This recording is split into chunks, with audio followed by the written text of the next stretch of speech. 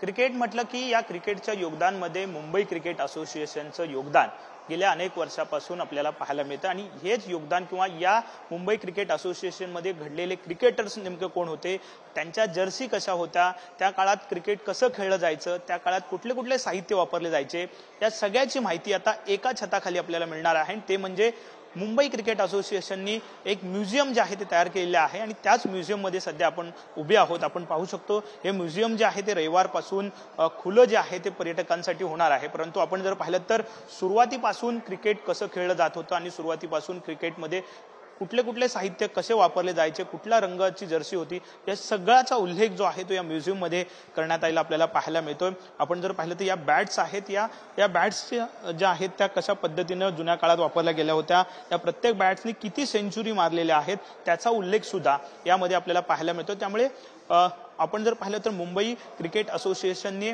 वेगवेगळे क्रिकेटर्स जे आहेत ते घडवलेले आपल्याला पाहायला मिळत आहेत। मग आपण दिलीप वेंगसरकर असतील, सचिन तेंडुलकर असेल, रोहित शर्मा असेल, अजिंक्य रहाणे असतील, असे वेगवेगळे मोठमोठे क्रिकेटर्स जे आहेत ते पहिल्यापासूनच मुंबई क्रिकेट असोसिएशनने घडवलेले आपल्याला पाहायला मिळाले होते आणि अगदी भारतीय टीम मध्ये जाऊन यांनी आपला दबदबा जो आहे तो कायम दाखवलेला आपल्याला पाहायला मिळाला होता। आणि त्याच काळातलं हे क्रिकेट, जुन्या काळातलं क्रिकेट कसं होतं, कशा पद्धतीनं सगळे क्रिकेटर्स जर्सी वापरायचे, या सगळ्याची माहिती या एका म्युझियम मध्ये ठेवण्यात आलेली पाहायला मिळते। शरद पवार क्रिकेट म्युझियम असं नाव जे आहे ते मुंबई क्रिकेट असोसिएशन या म्युझियमला दिलं आपल्याला पाहायला मिळते।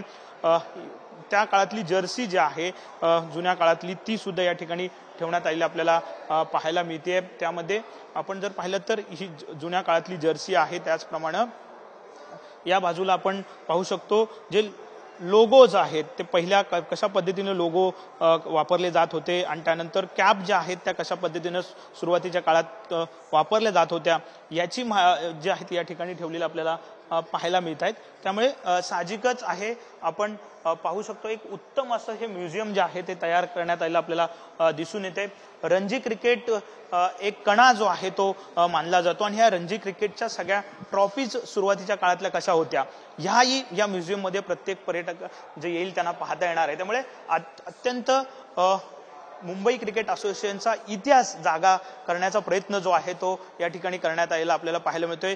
ज्या पद्धतीनं मुंबईतले वेगवेगळे प्लेयर जे आहेत ते घडवलेले गेलेले आपल्याला पाहायला मिळतात आणि याच वानखेडे स्टेडियमवरती अनेक प्लेयर जे आहेत ते घडलेले होते आणि ह्या सगळ्याचा इतिहास जागा करण्याचा प्रयत्न जो आहे तो या ठिकाणी करण्यात आलेला आपल्याला पाहायला मिळतोय। ह्या रणजी ट्रॉफीज आहेत, वेगवेगळ्या रणजी ट्रॉफी ज्या जिंकलेल्या होत्या त्याच्या प्रतिकृती सुद्धा या ठिकाणी ठेवण्यात आलेल्या आपल्याला पाहायला मिळत आहेत। आणि साहजिकच आपण जर पाहिलं तर मुंबई मधलं क्रिकेटचं कल्चर जे आहे ते मोठ्या प्रमाणात आपल्याला दिसून आलेलं पाहायला मिळत आहे। अनेक प्लेयर जे आहेत, सचिन तेंडुलकर असतील किंवा इतर सगळे प्लेयर जे आहेत ते घडलेले आपल्याला पाहायला मिळत आहेत। दिलीप वेंगसरकर यांचा स्वेटर जो आहे तो सुद्धा या ठिकाणी ठेवण्यात आलेला आहे।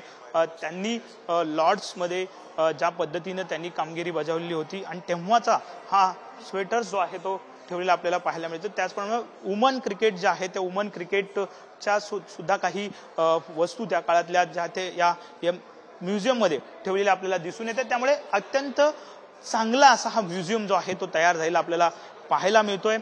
हे स्वेटर जे आहे ते वेंगसरकरांचं आहे। आपण पाहू शकतो वेंगसरकरांनी घातलेलं हे स्वेटर जे आहे ते इंग्लंड टूर मध्ये घातलेलं हे स्वेटर जे आहे ते या ठिकाणी ठेवले आपल्याला दिसून येतं। त्यामुळे या जुन्या आठवणींना उजाळा देण्याचा प्रयत्न जो आहे तो मुंबई क्रिकेट असोसिएशनच्या वतीनं करण्यात आलेला आहे।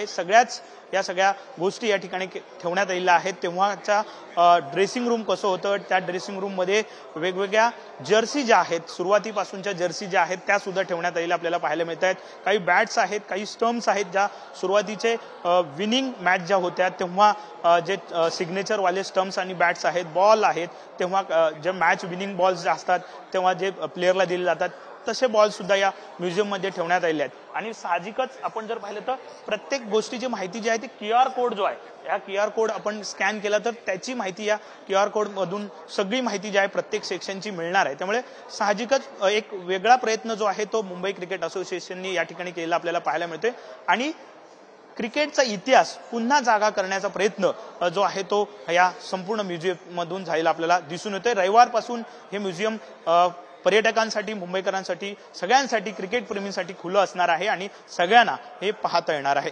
कॅमेरामॅन रोहन पवारसह विनायक डावरू, ट्यून9 मराठी, मुंबई.